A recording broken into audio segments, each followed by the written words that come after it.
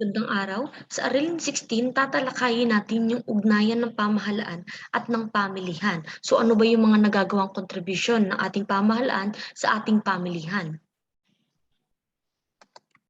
At ang ating layunin ngayong araw, una, mapapahalagahan ang mga kontribusyon ng pamahalaan sa pamilihan. Pangalawa, makagagawa ng isang bubble info chart na naglalaman ng mga naging kontribusyon ng pamahalaan sa ating pamilihan. Pangatlo, makabubuo ng isang comic strip na nagpapakita ng mga naiambag ng pamahalaan sa pamilihan. At pinakang last ay natutukoy ang mga batas na ipinatutupad ng pamahalaan upang makatulong sa pamilihan.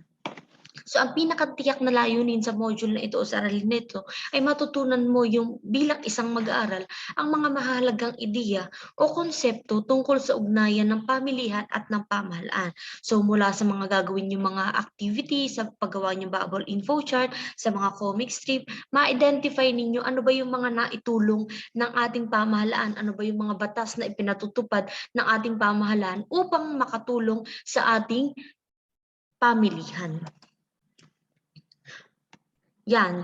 So bago natin talakayin ano ba yung ugnayan mismo ng pamahalaan at pamilihan, ano ba yung kahulugan ng pamahalaan at ano ba yung kahulugan ng pamilihan. So ang pamahalaan, ito ay isa sa mga pinakamahalagang institusyon sa ating bansa at alinsunod naman sa Artikulo 2, Section 4 ng 1987 Constitution ng Pilipinas na ang pangunahing tungkulin ng ating pamahalaan ay ang paglingkuran at pangalagaan ang sambayanan.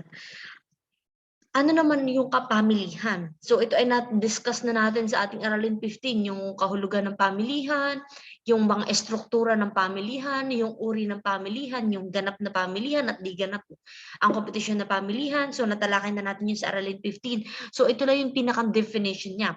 So ang pamilihan, ito yung lugar kung saan nagkakaroon ng interaksyon ang mga mamimili at nagtitinda upang magpalitan ng iba't ibang bagay at produkto. Ang pagkakasundo ng mamimili at producer ay mahalaga sa pamilihan. So yun yung tinatawag nating equilibrio. Ano yung pagkakasundo ng mamimili and then ng producer, ng consumer and then yung nagtitinda. Ang equilibrium presyo ay nakakamit sa pamamagitan ng interaksyon ng mamimili at nagbebenta. Ngunit may pagkakataon na ang presyo ay tinakda ng pamahalaan upang tulungan ang mga mamimili o ang producer. Yan. So ito yung una na batas na ipinatutupad ng ating pamahalaan upang makatulong sa mga pamilihan. Yung Republic Act number 7581 o kilala bilang Price Control Act. So ano ba yung Price Control Act? Ito ay ipinatutupad upang maisagawa ng pamahalaan ang pagkontrol ng presyo ng mga bilihin. Ang price control, ito ay pinatutupad upang mapatatag din yung mga presyo sa pamilihan. Yung pagsasagawa ng price freeze or yung price floor, price ceiling, yung SRP, so kasama yan doon para makontrol ng pamahalaan yung presyo sa mga pamilihan. At pag halimbawa at nagtatalaga sila ng mga halimbawa price ceiling, price floor, mas maganda yung proseso at mas maa-afford ng mga mamimili yung presyo ng bawat produkto. Kaugnay dito, hindi nakakaiwas ang Pilipinas at iba pang bansa na mapasa ilalim ang pamilihan sa panghihimasok ng pamahalaan. Maliban sa pagtatakda ng buwis at pagbibigay ng mga subsidy, so katulad nung binanggit natin, di ba, ang sa ating mga nakaraang module yung pagbibigay ng subsidy. So ito ay binibigay sa mga maliliit na negosyante upang mas mapaganda nila at mas mapadali yung proseso ng paggawa ng produkto. So isa yun sa ginagawa ng ating pamahalaan. Nagtatalaga ang pamahalaan ng mga presyo ng mga produkto at serbisyo.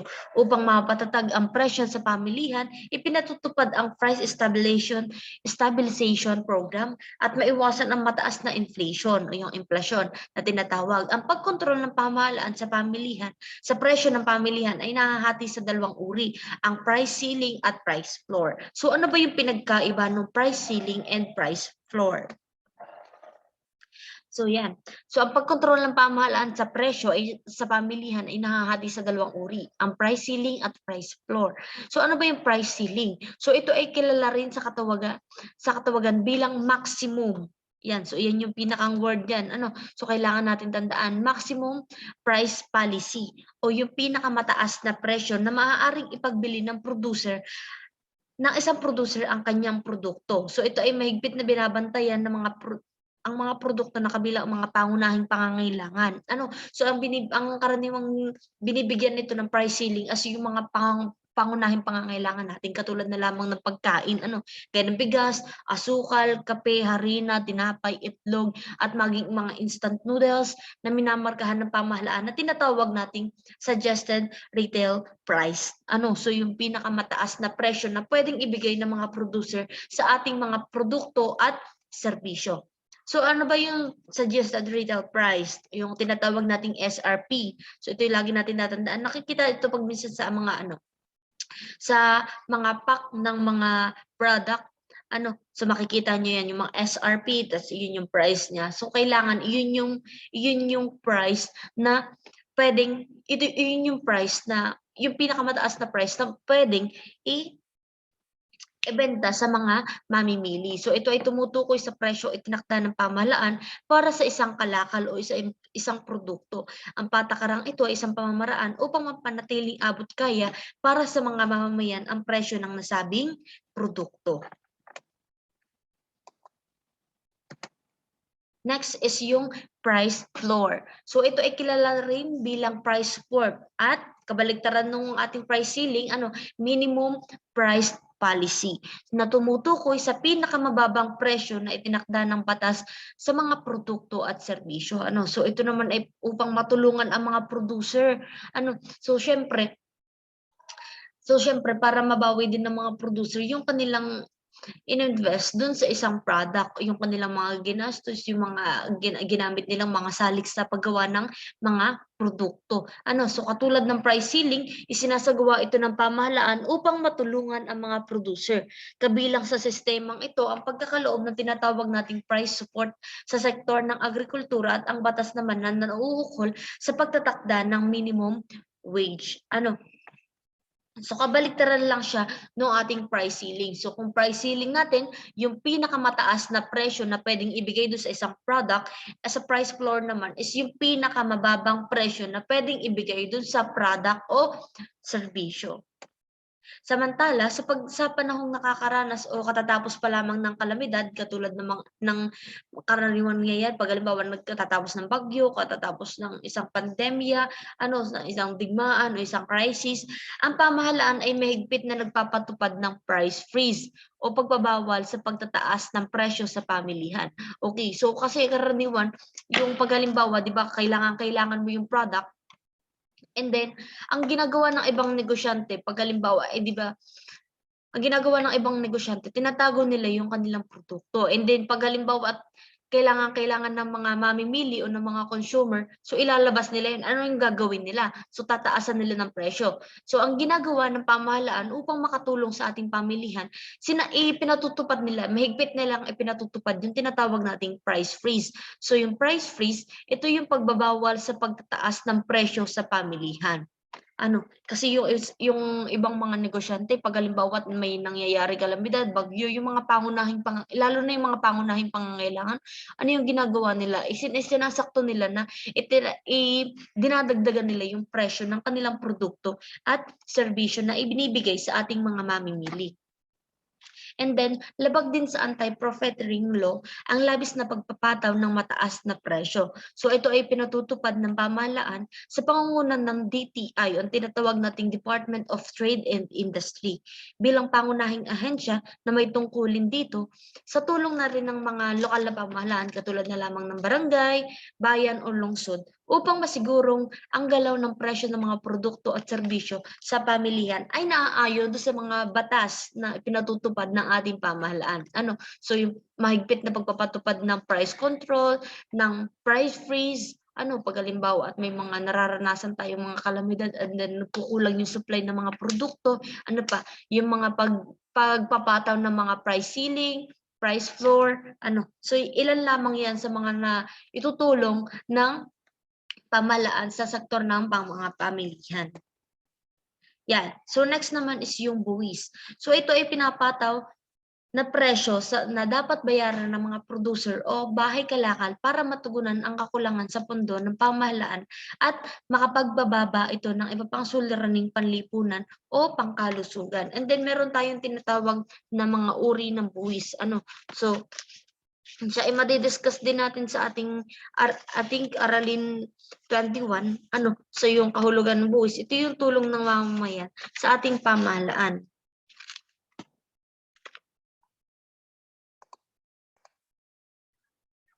Yan, sa madaling salita, ang buwis ay kontribusyon ng mamamayan sa ating pamahalaan. At meron tayong mga uri ng buwis. So wala siya sa inyong module. So siya ay i-discuss natin sa under ng patakarang piskal.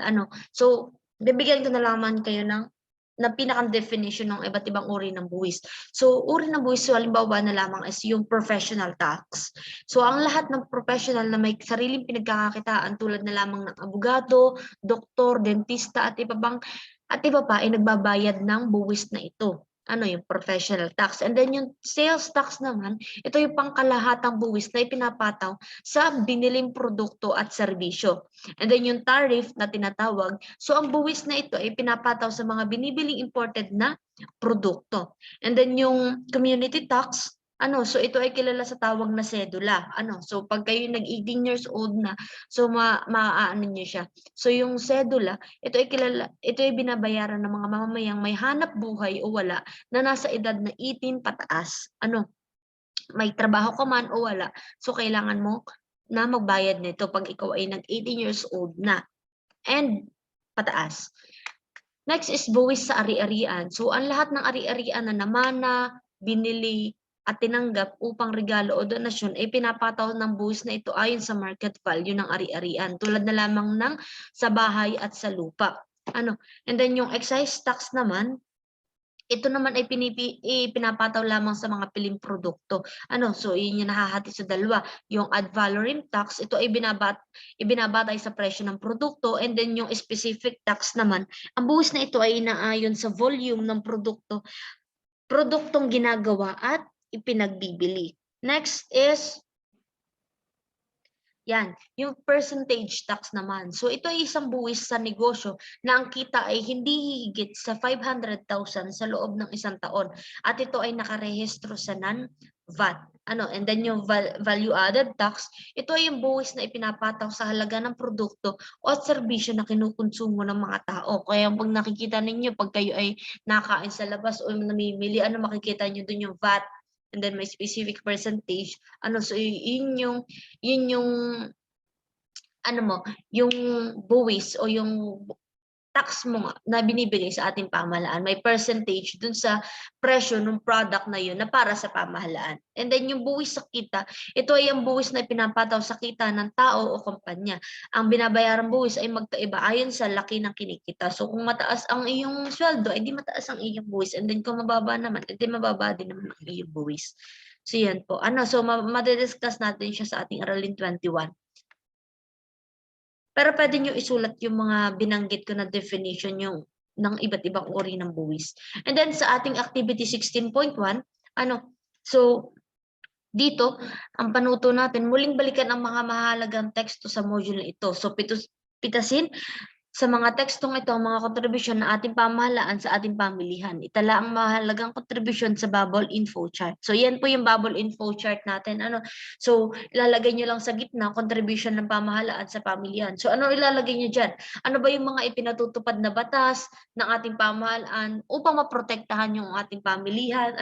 And then masiguro na yung mga product and service is affordable ng mga mamimili.